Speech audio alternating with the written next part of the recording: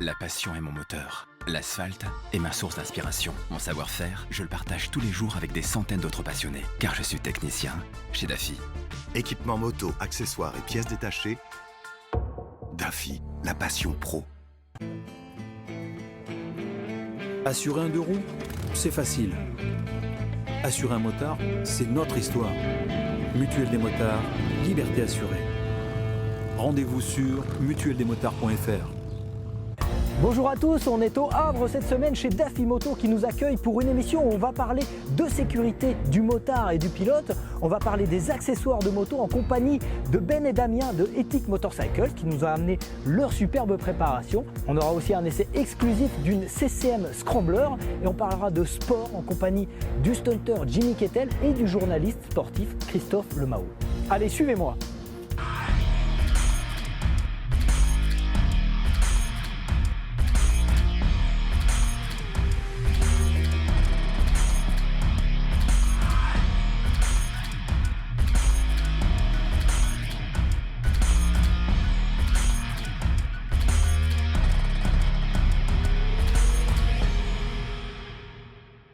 Nous voici donc dans le superbe magasin d'accessoires Daffy Moto à Harfleur, plus précisément.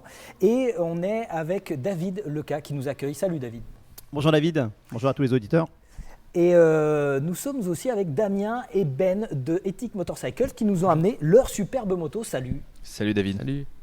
Donc David, on est à Harfleur, on est à combien du Havre ici ? On est à une encablure, on est à 5 km du Havre. Hein. D'accord. Et tu connais Ethic Motorcycles qui viennent de Rouen, vous êtes plus précisément absolument. à Rouen. À Grand-Quevilly, donc dans l'agglomération de Rouen, absolument. Oui. D'accord, vous avez fait le déplacement. Toi, tu es venu avec... Avec la Super Ténéré qui a 30 ans, donc qui est plus vieille que moi, mais elle marche encore très très bien. D'accord, et tu nous as amené, Ben, cette superbe...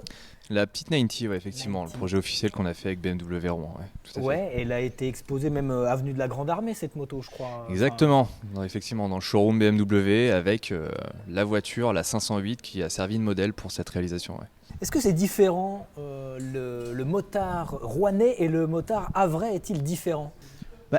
Non, ils partagent tous la même passion de rouler. Après, on a peut-être une clientèle un peu plus urbaine à Rouen. On est plutôt sur une population intra-muros de Rouen qui est très commuteur, qui se déplace pour le travail, puisqu'on a quelques bouchons aussi quand même à Rouen.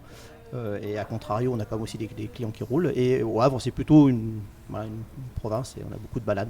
Tu roules au quotidien sur cette Super T, donc c'est une moto que vous avez préparée, donc avec des accessoires que vous avez fabriqués. Alors en effet, donc c'est une Super Ténéré de 89. On a voulu conserver, quand on a monté le projet ensemble avec Ben, on a voulu conserver quand même l'âme de la moto, donc une âme quand même de routière, de tout terrain, donc une moto entre guillemets à tout faire. Et on a voulu sublimer et rendre d'autant plus classique ce modèle-là en fait. Donc on a conservé quand même pas mal la carrosserie d'origine. On a travaillé principalement l'arrière de la moto et puis on a greffé en effet quelques pièces dessus d'accessoires, la sellerie, la peinture, ce genre de choses. Ouais. Ben, quand vous fabriquez des motos comme celle-ci, c'est quelle proportion de pièces que vous fabriquez vous et quelle proportion de pièces qui existent déjà dans le commerce ? Alors ça varie énormément. Pour ce modèle-ci particulièrement, en termes de proportion, il y a quand même 70%, au moins 70% des pièces qui ont été créées. David, ces motos, cette tendance café racer, scrambler, flat tracker, tout ça, ça représente beaucoup de tes ventes ici ? D'accessoires ? Oui, c'est en devenir. C'est des tendances. Si on parle des accessoires, l'accessoirisation de la moto, ça a tendance à prendre vraiment de l'essor. Si on parle de l'accessoire du pilote, le vêtement, on en parlera tout à l'heure. Ouais. Là, oui, effectivement, cette tendance-là, en fait, côté café racer, un peu hipster, l'équipement, on rentre dans cette tendance-là, vintage. Ouais. D'accord. David, toi, tu as un parcours long dans la moto et pas seulement Daffy. Il y en a plusieurs. Donc, tu parlais du Daffy de Rouen, mais tu es passé chez des marques autour de la moto, comme Bridgestone. Oui. J'ai fait le plus gros de ma carrière en tant que salarié chez Bridgestone. Effectivement, j'ai terminé ma carrière comme directeur Europe de l'activité moto.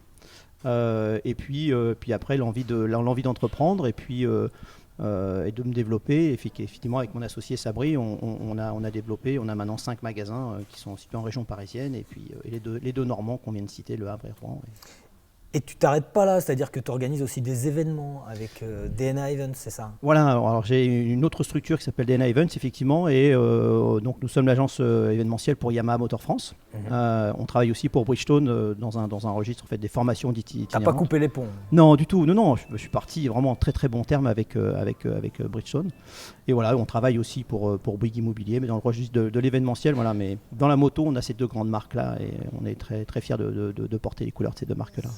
Alors il y a une marque en Angleterre qui s'intéresse beaucoup à la réglementation, à l'homologation, c'est CCM. CCM qui fabrique des scramblers, des cafés raceurs, des bobbers, flat trackers, ils ont une gamme toute nouvelle et l'Angleterre est plus libre sur la réglementation et ils s'informent sur la réglementation européenne pour distribuer leurs très beaux produits. En France, on a eu l'occasion d'essayer ces motos et d'interviewer Austin Close, le patron de la marque, sur toutes ces problématiques. On l'écoute tout de suite.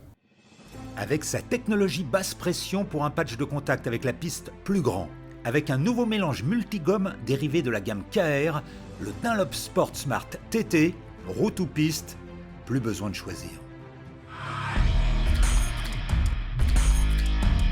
Après son modèle Spitfire, dont les 150 exemplaires produits en édition limitée sont partis en quelques mois, et avant les dérivés Bobber, Café Racer et Flat Tracker, c'est le guidon de son nouveau Scrambler que la marque anglaise CCM nous a confié en exclusivité, le premier d'une nouvelle série limitée de 250 exemplaires. Dans la série Spitfire, le Scrambler, reconnaissable à sa longue et très belle selle en cuir, est le seul à prévoir une vraie place pour le passager. Tout est soigné et pensé, jusqu'aux enfoncements à l'avant du très beau réservoir argenté de 14 litres qui autorise un braquage décent du guidon. Les tubulures prennent des couleurs bleu-violet qui s'accordent parfaitement aux jonctions colorées des tubes du cadre, volontairement laissées apparentes grâce à un vernis transparent pour valoriser le splendide travail de soudure. Le bras oscillant subit le même traitement, qui est l'une des signatures de la série Spitfire. D'autres détails de finition attirent l'œil, comme les bandelettes en cuir façon guidoline en guise de poignée, ou la fibre de carbone présente un peu partout, au milieu de pièces taillées dans la masse. Pas besoin de 2 étriers pour stopper les 150 kg de ce scrambler, mais CCM a quand même laissé le support pour les plus sportifs. Détail très en vogue, la barre de feu à LED intégrée dans l'un des 2 tubes de la boucle arrière de cadre. La Scrambler nous invite donc au voyage et nous ne sommes pas fait prier. Mais auparavant, on va écouter Austin Close, le patron, qui nous explique le mode de distribution original que la marque voudrait exporter. We are in control of how we treat our customers.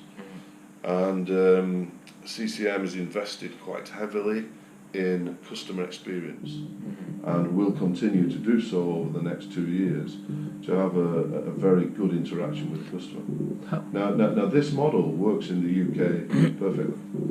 So our intention for, say for example for France, is to repeat this in France. So we will have a central unit in France, our own central unit in France, our own employees, and we will deal exactly the same way as we do in the UK. Any potential customer in France, for example, that is, worried about, well, how do I solve a warranty problem? How do I have my motorcycle serviced? We will come to your home, and we will solve these issues and give a very good service. But we will also do it quickly. C'est dans les environs de Bolton, où se situe la marque née en 1971, que nous avons fait une 50aine de kilomètres au guidon de ce monocylindre de 600 cm3, hérité des anciennes Husqvarna, aujourd'hui fabriquées par SWM en Italie. Les 55 chevaux sont très expressifs et la partie cycle de la moto se révèle immédiatement très saine avec un bon accord de suspension qui incite plus à l'attaque qu'à la balade. Dans un cas comme dans l'autre, la moto manque de confort, ce qui est arrangé dans les défauts d'une machine par ailleurs très bien née. Autre point amélioré, la béquille avec ressort de rappel, hérité de la longue histoire de CCM en tout terrain. Enfin, l'ABS est aux abonnés absents. On peut s'amuser un peu plus à bloquer l'arrière, mais CCM devra forcément s'adapter à cette réglementation si la marque veut exporter ses beautés argentées. Voilà l'essai de cette CCM Scrambler. C'était une première mondiale. On était le premier magazine à être invité en compagnie de Petrolhead, le magazine papier. Donc c'était une exclusivité conjointe. Et puis, eh bien voilà, ce Scrambler surprenant avec un moteur SWM. SWM, c'est une marque qui a été rachetée par des Chinois et ils utilisent des moteurs Husqvarna qui a été racheté par BMW et aujourd'hui chez KTM. Ça devient international la moto. Ça inquiète personne. De toute façon, on ne peut pas faire autrement. Le monde évolue, la mondialisation est là. On en reparlera dans les flops tout à l'heure au sujet de Harley-Davidson. Donc on passe tout de suite à la rubrique top et flop. Suzuki France vous donne rendez-vous les 20 et 21 juillet au pôle mécanique d'Alès pour une plongée dans l'univers Suzuki. Des stars, du show, des essais, 2 jours de passion, de convivialité et de fête. Le Suzuki Festival, on compte sur vous. Les tops tout d'abord avec le succès de l'invention du docteur Ali Afjay qui avait créé l'Emergency City Bike. C'est une moto médicalisée et aujourd'hui ça fait florès comme on dit. Il y en a une nouvelle à Dijon, un ancien gendarme qui a créé sa moto médicalisée. L'objectif c'est de se rendre plus vite sur les interventions pour les arrêts cardiaques notamment. La moto peut, on parlait de bouchons tout à l'heure, peut se faufiler dans les bouchons. Et Ali Afjay a imaginé un conducteur qui emmène un médecin et non pas un médecin qui se rend sur les lieux tout seul parce qu'avec le stress et tout ça, ça a mené à un projet avorté au Havre, nous a confié Christophe Lemao qu'on recevra tout à l'heure puisque le médecin lui-même a eu un accident de moto donc ils ont arrêté le projet. Voilà, donc très belle initiative. L'Emergency City Bike fait des petits et c'est tant mieux. Autre top, c'est le prince William qui s'est rendu au Tourist Trophy. Donc William est amateur de moto. On l'avait vu déjà, on parlait de CCM. Il avait rencontré aussi les patrons de CCM, les patrons de Métis. Il s'intéresse évidemment aux pilotes anglais comme Michael Rutter et aux motos électriques. On passe au flop avec les rodéos sauvages qui ont amené à un durcissement de la loi. On en parlera tout à l'heure avec Jimmy Kettel qu'on va recevoir ici. Big Jim qui nous parlera de l'amalgame possible entre le stunt, son activité, et les rodéos sauvages qui font l'objet du durcissement de la loi. Autre flop, c'est Harley-Davidson qui fait les frais du durcissement des relations entre les États-Unis et l'Europe pour, d'une part, l'acier et taxer les importations. Oui. Voilà, il taxe les importations de part et d'autre. Et Harley-Davidson a décidé de produire une partie de ses motos en Europe pour le marché européen. C'est plutôt pas mal, ça. Ah oui, c'est plutôt bien. Après, dès lors où ils garderont leur philosophie et que ça ne s'européanisera pas trop, ça va. Ils ne sont pas fait que des amis avec Donald Trump, qui est le premier à réagir, évidemment. Il croyait qu'il était ami avec les gens de Harley-Davidson. Bon, c'est pas un mal que Harley-Davidson ne soit pas en meilleurs termes avec Donald Trump. Non. Voilà, pour les tops et les flops, on passe tout de suite au jeu concours avec les résultats que vous attendez tous. Les résultats du jeu concours, pourquoi ma moto c'est la meilleure. Donc on a eu pas mal de participants et on vous a fait choisir le vainqueur. On a eu notre jury personnel aussi. Et le gagnant est... Bonjour, la moto de mon papa c'est la meilleure parce que c'est une Honda. C'est la meilleure parce qu'il peut même m'emmener derrière. On peut même emmener mon petit frère. Et en plus, elle marche trop bien. À bientôt sur la route.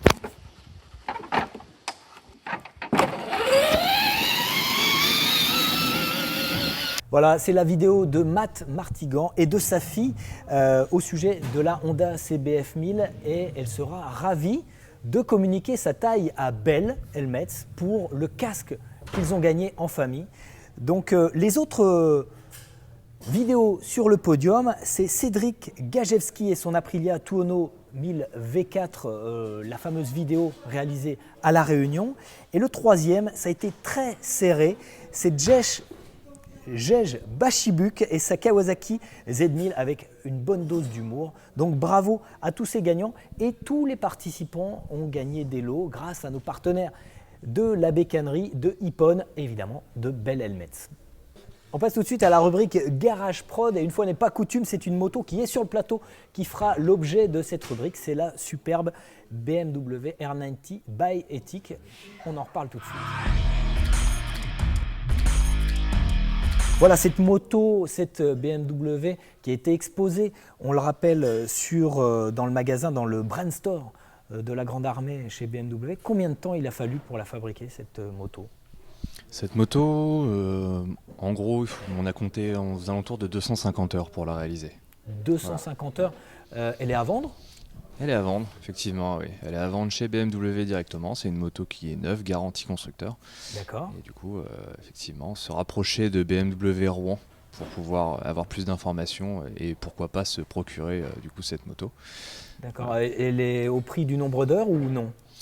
Elle est au prix qu'elle vaut. Ouais, d'accord, très bien. Donc à débattre, il faut contacter BMW Rouen pour en savoir plus. Comment on décide, Damien, de travailler sur ce modèle en particulier ? Alors la 90 est un modèle quand même très convoité par les préparateurs. Pour le coup, nous, c'est Mototechnique Evolution, donc la concession BM à Rouen qui est venue à notre rencontre pour justement préparer cette base de 90 Scrambler. En nous donnant carte blanche, pas nécessairement de fil conducteur ou de budget. Nous avons du coup élaboré le projet avec Ben sur la base de l'automobile BMW 507. Donc on a voulu faire un projet vraiment héritage sur cette magnifique voiture en fait, où on retrouve notamment des clins d'œil tels que la sellerie rouge, le réservoir, enfin la couleur de la peinture, l'insert de la montre et ce genre d'éléments. Ouais. Et vous en débattez avec BMW puisqu'ils sont partenaires ou vous avez carte blanche vraiment ? Alors en fait pas du tout. C'est-à-dire qu'ils nous ont donné carte blanche. On a une façon de procéder qui n'est pas propre à nous, mais puisqu'on est plusieurs préparateurs en France à fonctionner comme ça, mais qui est un peu particulière dans le sens où que ce soit BMW ou que ce soit nos clients, ils ne connaissent jamais à l'avance le résultat final. Ben et Damien, on va vous remercier, mais on vous retrouvera bientôt dans une prochaine émission chez Desmo Rouen, puisque vous avez Desmo Classico, c'est une partie de votre activité qui concerne Ducati. Merci à vous. À bientôt, avec plaisir. Au revoir. On va passer tout de suite au Technoshop de Valentin. Salut à tous, du MotoGP à la route grâce à Shark, voilà le thème de ce nouveau Technoshop.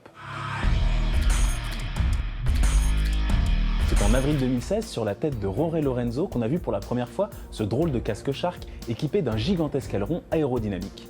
Développé sur la base du Racer Pro, leur intégrale Racing, cette version destinée aux pilotes de Grand Prix, pensée pour la performance pure, n'avait absolument pas vocation à voir le jour dans le commerce. Mais face à l'engouement général, la marque française a travaillé dur pour proposer une version grand public de ce casque, le Racer Pro GP. Le challenge principal a été de concevoir un aileron moins fragile et moins complexe à fabriquer, puisqu'il s'agit normalement d'une pièce réalisée à l'aide d'une imprimante 3D, puis moulée sur le casque avant peinture. Mais rassurez-vous, il est toujours prévu pour s'arracher en cas de choc, afin de ne pas retenir le casque, ce qui pourrait créer des lésions supplémentaires. Il est fixé sur une nouvelle coque en fibre de carbone ultra légère, mais aussi plus résistante, et reprend les décos arborés par les différents pilotes Shark en MotoGP lors des derniers tests hivernaux.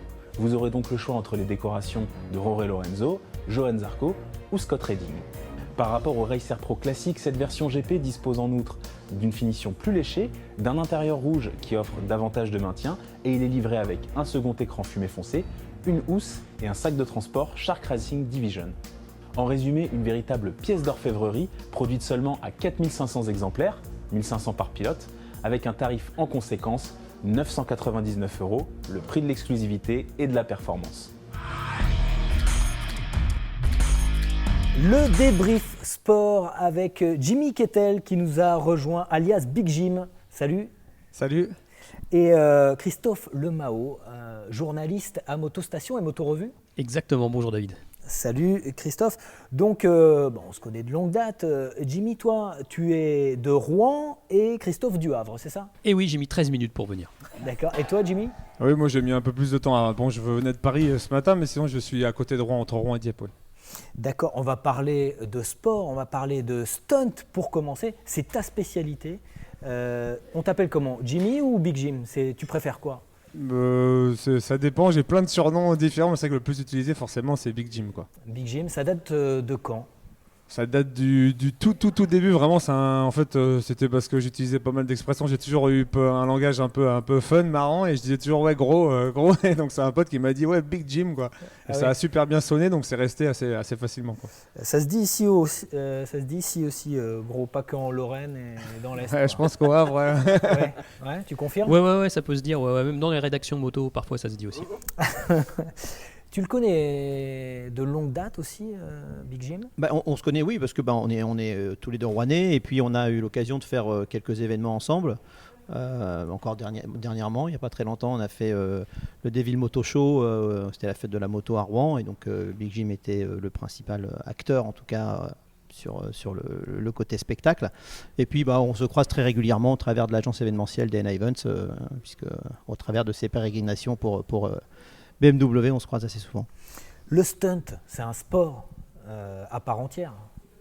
Ah, oui, je pense, quoi. Même si, effectivement, ça s'est démocratisé quand même depuis pas mal de temps.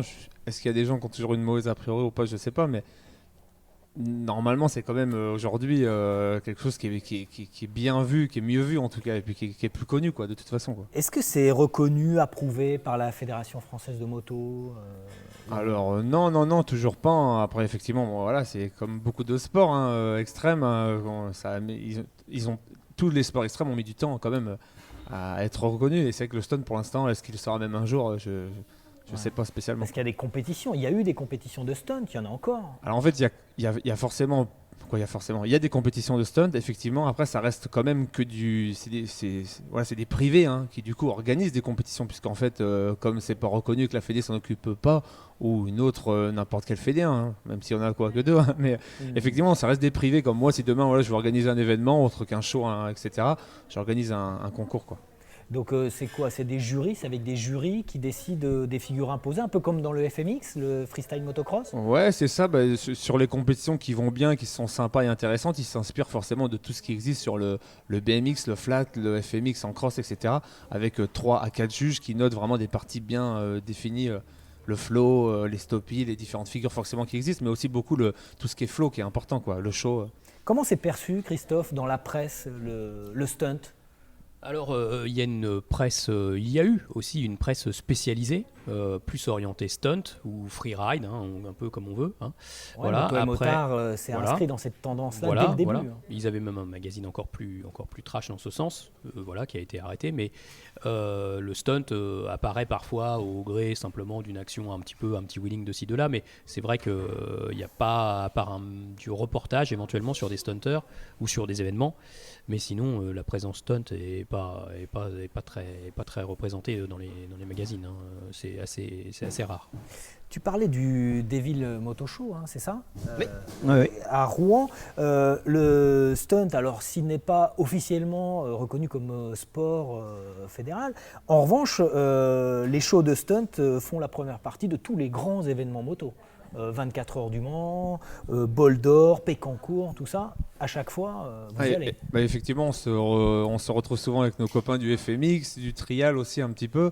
Mais oui, je pense que forcément, ça fait partie des activités, des animations qui sont sympas, quoi. Et c'est vrai qu'on fait tous ces genres d'événements-là, Superbike, Ball, 24 et autres, quoi. Salon de la moto, etc. Toi, tu les as fait, ces événements, les 24 heures? J'ai la chance d'avoir fait pas mal de fois les 24, le GP, plein d'autres choses. Ouais. Comment tu prépares ça? Est-ce que tu prépares de nouvelles figures? Est-ce que tu t'entraînes pour celles qui existent déjà? Est-ce qu'ils t'imposent des figures et ils t'interdisent d'autres? Comment ça se passe? Alors, chacun son style, on est bien d'accord. Et c'est vrai qu'il y a aujourd'hui dans le stunt, il y a vraiment des ninjas, des warriors qui sont là, qui s'entraînent pour vraiment être les number one. Moi, j'ai toujours fait ça par passion, vraiment plus que par envie d'être le meilleur de mon quartier ou d'autre part.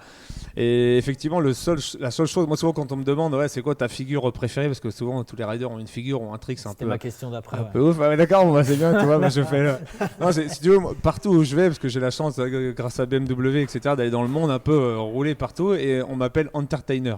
Tu vois, le mot qui ressort le plus souvent, c'est ça. Voilà, donc moi, si tu veux, amuseur. Moi, je vais même m'entraîner plus à ça que, tu vois, qu'au reste. Et c'est comme pour moi une figure, quoi. Et tu disposes de quoi comme moto? Tu as une moto mise à dispo? C'est en fait, quel modèle? Ouais, alors cette année, elle est là, devant. Vous avez pu la voir tout à l'heure. Tu vas nous faire une petite démo? Ouais, je vous ferai bien un peu de fumée, je sais pas, on verra. C'est du stock. Tu veux initier Christophe? Alors, Christophe, tu veux t'initier au stunt? Ah, ça va être sympa, ça peut faire des vues, ça, tiens. Du moment que tu te casses rien, on va voir. Mais on a les équipements, on est bien. Oui, en même temps, on va pouvoir l'équiper. Ah bah parfait. Tu peux peut-être aussi t'initier. Moi, je suis blessé déjà. C'est terminé pour moi. Quels équipements tu parlais, David, pour protéger les stunters? Qu'est-ce que vous vendez?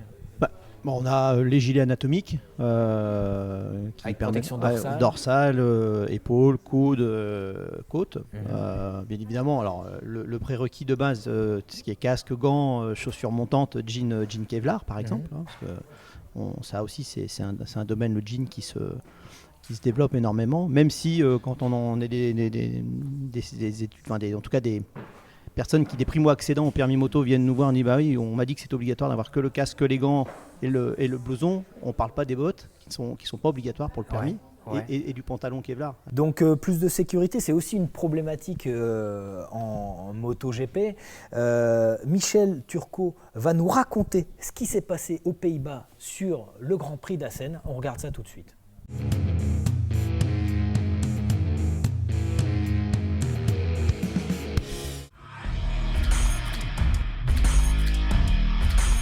Oui, la course la plus disputée de l'histoire, en tout cas l'histoire contemporaine. On a déjà, dès les essais, on a les 10 premiers pilotes en qualification qui se tiennent en 3 dixièmes. C'est incroyable.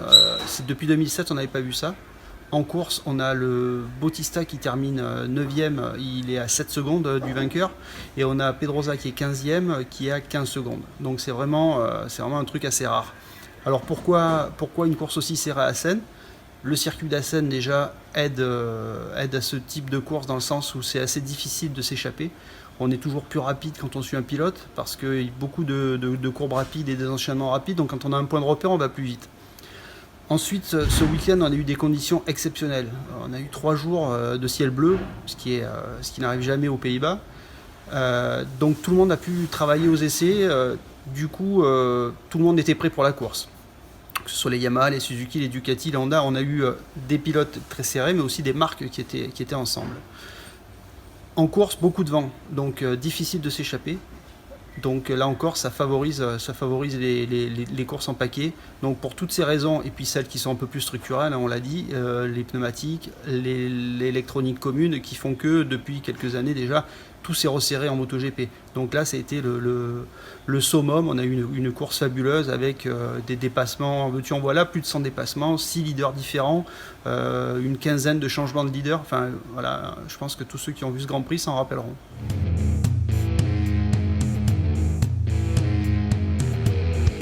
Un petit mot sur l'endurance encore, puisqu'on est dans la partie sport. Les enjeux avant la finale de Suzuka, vous suivez un peu l'endurance ? Complètement. Complètement, ouais. Ton associé Sabri était team manager même en tout endurance. À fait, exactement, effectivement. Qu'est-ce que tu penses de cette saison d'endurance ? Il y a du rebondissement. Ce qui est dommage, c'est que à nos yeux, on n'entend pas assez parler, parce que c'est quand même un championnat du monde. Alors, certaines mauvaises langues disent que c'est beaucoup de manches françaises, mais c'est pourtant une belle vitrine pour mettre la qualité des motos, des manufacturiers en avant, l'endurance en tant que telle. Ouais, parce que là, il y a une concurrence de manufacturiers. Et voilà, ce qui est bien, cette année, tous les manufacturiers sont là. Bridgestone qui est bien placé, qui est plutôt pour pas mal remporter le titre. Qui est plutôt bien placé avec le FCC, exactement, avec Villegard. Christophe, vous suivez dans la presse l'endurance ? Eh bien oui, en travaillant pour Motostation Moto Revue, on suit de près l'endurance, et pour cause, puisque les éditions La Rivière organisent le Boulder. Donc bien sûr, on suit ça de très près, et c'est vrai que cette année, le championnat est très intéressant. Boulder, c'est le début de la saison suivante. C'est le début de la saison suivante, en fait. La saison s'arrête à Suzuka. Voilà, le championnat s'arrête à Suzuka, qui se court bientôt. Et c'est vrai que c'est très intéressant cette saison, avec l'arrivée assez surprise de la BMW FCC TSR numéro 5, Honda France, qui finalement ça a permis de faire très bons résultats d'entrée.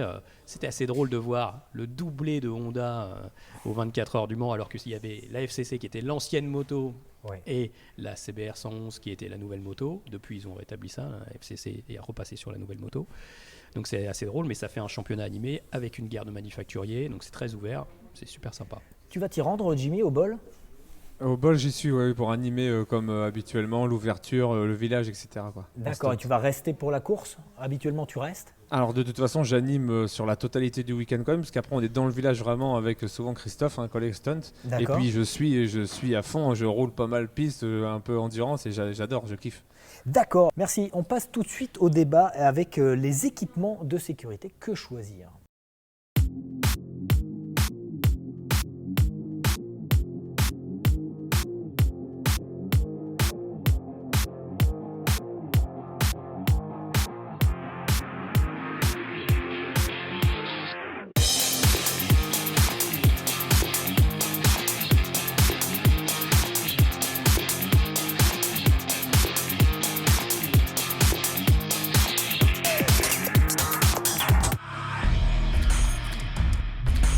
On passe maintenant au débat. On est chez Daffy Moto avec énormément d'accessoires. On va parler d'accessoires de sécurité. Que choisir pour l'équipement du pilote, David ? Quel est ton conseil ? Mon conseil, c'est qu'effectivement, en moto, il faut aborder ça par le bon bout de la lorgnette. Il faut savoir qu'il faut avoir la culture de la chute. On peut tomber. Et donc, dès lors où on se pose cette question-là et qu'on garde ça en tête, à nous de conseiller le client qui n'est pas toujours bien informé quand il arrive dans un magasin, et même si avec le net maintenant... Alors, qu'est-ce que tu lui dis au client quand il demande comment se protéger ? Ça arrive ? Alors, déjà, tout dépend si c'est déjà un motard averti et qui veut changer son équipement, ou si on est à faire un primo-accédant au permis moto. Donc, si c'est un primo-accédant, on est dans le questionnement pour comprendre un petit peu quelle sera sa philosophie plus tard, vers quel type de moto il s'orientera, parce que la première moto n'est jamais celle qu'il gardera, bien évidemment. Donc, on essaye de le conseiller en fonction de ce qu'il va nous donner comme information. Et puis, si c'est un motard averti, on sera plutôt dans dis-moi comment tu roules, avec quelle moto, et puis on va regarder comment on peut t'équiper. Jimmy, la culture de la chute, ça te parle, toi, en tant que stunter ? Est-ce que tu prépares la chute ou est-ce que tu la subis vraiment ? On la prépare le temps qu'on est en train de... Pendant la chute, on la prépare et puis après on la subit. C'est un peu ça, je crois. On subit quand même plus. D'accord, on a parlé des équipements de protection. Quel équipement est le plus indispensable pour toi ? Je pourrais presque rouler sans rien, mais la dorsale, ça fait partie. Je sais pas. Quand je mets ma dorsale, c'est une coque, ouais. Ça fait partie d'une carapace et c'est vraiment le truc qui pour moi est indispensable. Christophe, en tant que journaliste moto, oui. Comment cette prise de conscience des protections a évolué au fil des années ? Alors, elle a évolué. Ça, c'est sûr, elle a évolué.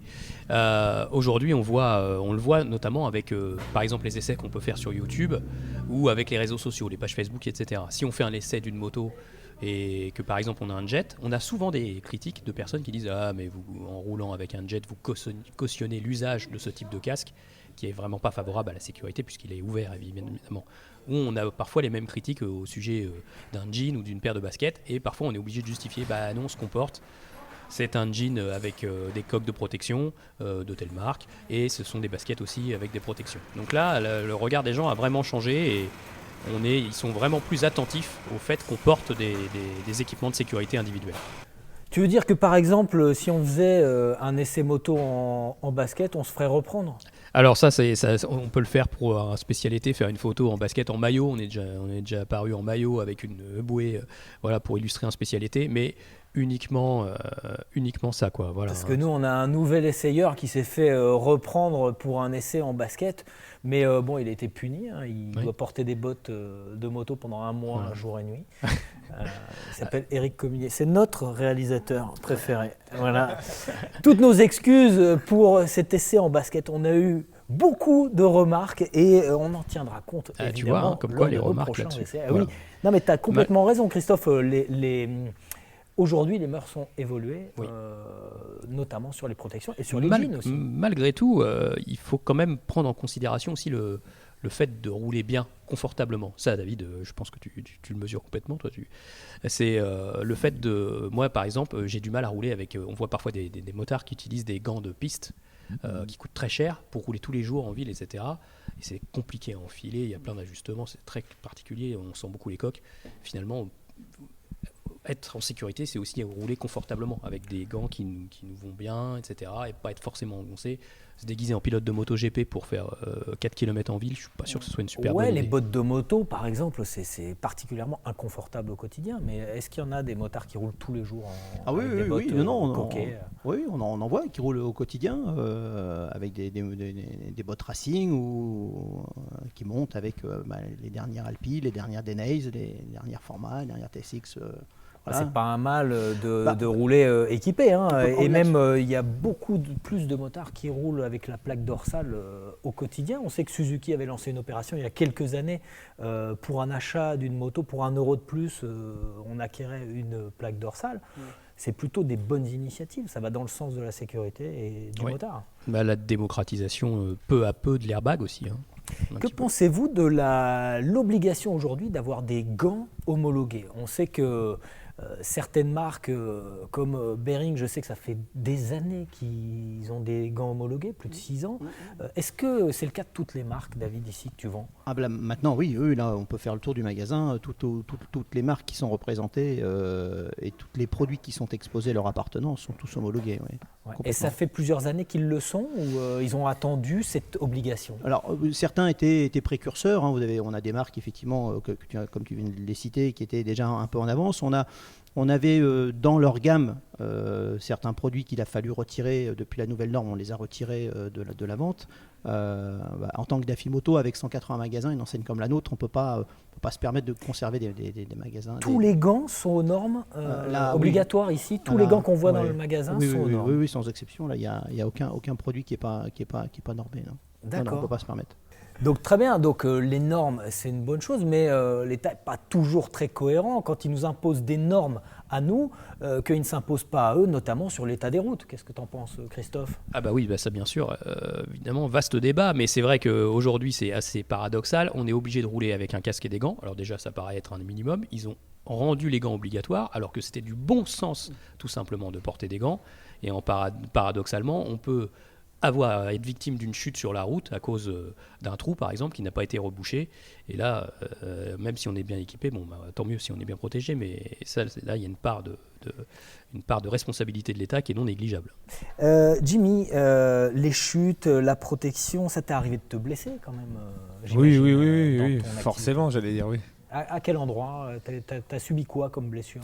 Beaucoup. Après, forcément, les bras, les poignets, ça arrive forcément. Effectivement, moi, c'est marrant qu'on parle du jet et du casque. Moi, je viens du trial et du supermote, donc j'avais forcément un jet.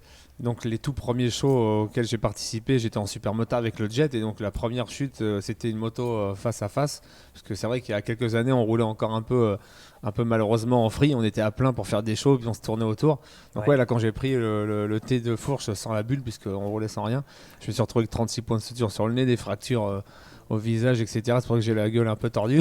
Ça se voit pas. Ça se voit pas tant, mais j'ai été opéré 2 fois par des petites chirurgiennes de Rouen, très bien, qui ont fait du bon boulot. Mais non, j'ai eu des fractures ouvertes, j'ai des plaques, des vis.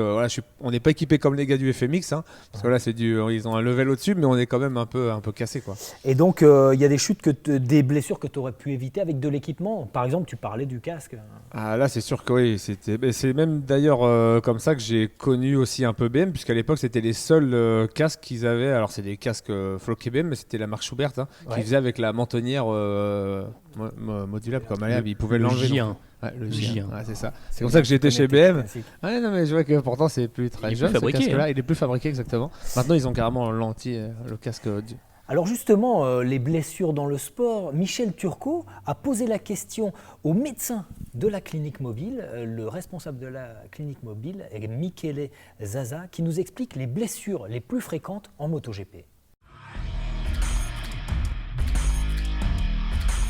So we have had many changes in terms of injuries. Also before 10 years ago, we had the change from the 2 strokes to the 4 strokes. So this was a big change in terms of injuries, because if you think back, when you had the 2 strokes, you had many more high side that you don't see many nowadays. In recent years, we have been doing Dorna, IRTA, FIM, and Clinca Mobile has played a smaller role but contributed to this job. We tried to improve the safety of the riders by working on prevention, by working on the tracks, by working on the equipment. So we have seen some changes. For sure, the serious cases are less than in the past, if you think back to the 70s. Also, the areas affected by injuries are always the same, because we have our statistics, and usually the riders on the track, they get injury on the feet, on the ankles, on the hands, on the wrists and on the shoulders. This is basically the traumatology in MotoGP and in motorbike in road racing. But for sure the seriousness of this injury is usually less. This is what we can see. So in recent years we see less high side. Maybe this is because of the electronics. From one side it's better because low side is usually less serious. Although nowadays we are reaching really high speed, and having high speed, even a low side can be dangerous, especially because during the low side on the gravel you can start rolling, and this is what we saw happening a couple of years ago, and we had some injuries on the back, on the spine. Luckily they were just on the bone, they didn't have any neurological consequence, which was a good thing, and we had this couple of injuries. For instance, I can think back to Iannone in Ducati Misano a couple of years ago, rather than Jack Miller with similar dynamics of the accident. Merci Michel pour cette interview exclusive de Michele Zaza. On en sait un peu plus sur les blessures des pilotes MotoGP. Eux, ils sont très protégés avec l'airbag, notamment les nouveaux airbags qui sont obligatoires cette fois en MotoGP, bientôt dans d'autres disciplines. Combien ça coûte pour un motard? Tu parlais du prix de l'airbag. Combien ça coûte avec airbag et sans airbag de s'équiper complètement? Alors, pour s'équiper de pied en cap sans airbag, c'est vrai que dans le réseau DAFI, on a cette chance d'avoir des marques propres qui sont DMP, DAFI Moto Product et All One. Donc on arrive à avoir des produits très haut de gamme à des prix très serrés, très contenus. Mais il faut compter une fourchette entre 1 000 € et 1 500 € pour s'équiper de pied en cap. Quand je dis pied en cap, casque, blouson, gants, chaussures et pantalons. Pantalon Kevlar. Pantalon Kevlar, jean Kevlar, voilà. Et si on part sur des marques premium, on est très vite dans un premier seuil à 1 500 €. Et si on doit y rajouter un gilet airbag, il faut une moyenne pondérée à 500 €. On va aller entre 400 et 500 €. Donc en fonction d'une marque maison d'Afimoto ou d'une marque premium, voilà, la fourchette elle est de 1000 à 2000, 2500 €. Christophe, tu as l'occasion de tester des airbags, de t'équiper en gilet airbag. Tu roules au quotidien en airbag? Alors oui, on a eu l'occasion d'en tester, bien sûr. Là, il y a même des fabricants français maintenant qui sont un peu précurseurs en la matière. Bearing travaille sur l'airbag, Ixon, InMotion. Voilà, donc on a des marques qui travaillent beaucoup sur cette question. Ça, c'est vrai que c'est important, c'est bien. La question du budget, elle est quand même terrible pour l'acheteur. Pourquoi? Parce que justement, quand on est un débutant, qu'on achète une moto d'occasion à 2000 € ou à 2500 €, mettre 50% du prix ou 50% du prix de sa moto dans les équipements, pour débuter, c'est quand même compliqué. Donc l'airbag ne pourra vraiment que se démocratiser que si son coût s'abaisse considérablement. On ne transige pas avec la sécurité. On restera avec ces mots pour conclure l'émission. Merci Jimmy d'être venu nous rejoindre et nous avoir apporté Merci à toi. Toute ton expérience. Merci Christophe. Merci David. Ces précieux conseils, et merci David de nous avoir accueillis ici au Havre. Merci beaucoup. Merci David, merci à ton équipe. Merci, et on se retrouve la semaine prochaine pour une nouvelle émission de Sans Concession. En attendant, n'oubliez pas de liker notre émission, de la partager et d'aimer notre page. À très bientôt, à la semaine prochaine. Salut à tous.